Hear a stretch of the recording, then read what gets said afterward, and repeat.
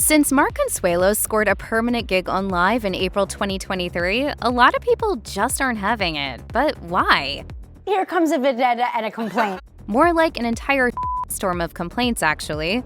One fan took to Reddit to say the quiet part out loud, complaining that he was a nepotism hire who only got the gig because of his proximity to Ripa. Out of all of the potential people who could be Kelly's co-host, her husband was selected? Like, really? It just doesn't seem like the right decision to make.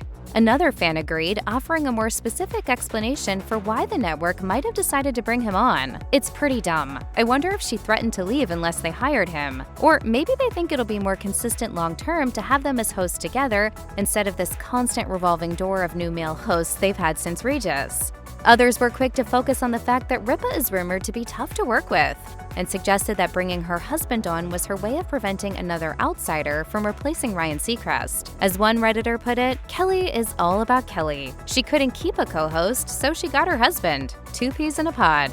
At least, you'd think they'd be 2 peas in a pod, but fans aren't convinced. One complained about Consuelos' chemistry with Ripa, saying it just isn't as potent as it should be. No, I just think it's a misfire. When he co-hosted as a sub, it was a treat and cute to see them together. Everyone loved it. They were wrong when they assumed the love would transfer to seeing him daily.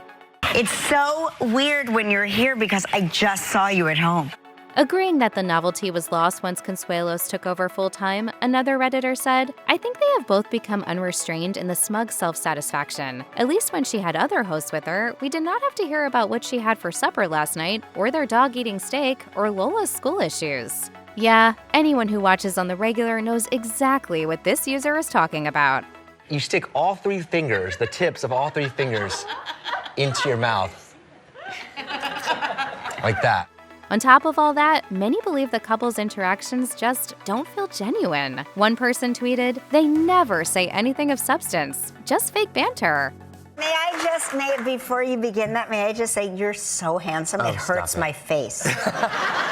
That being said, the married co-hosts have tried pretty hard to convince viewers that what they have is the real deal, even sharing what many fans believe is way too much information about what goes on in their bedroom. There were the infamous anecdotes about how their daughter, Lola, walked in on them while they were doing the deed not once, but twice. You just ruined my birthday and my life, and I used to see in color, and now everything is gray.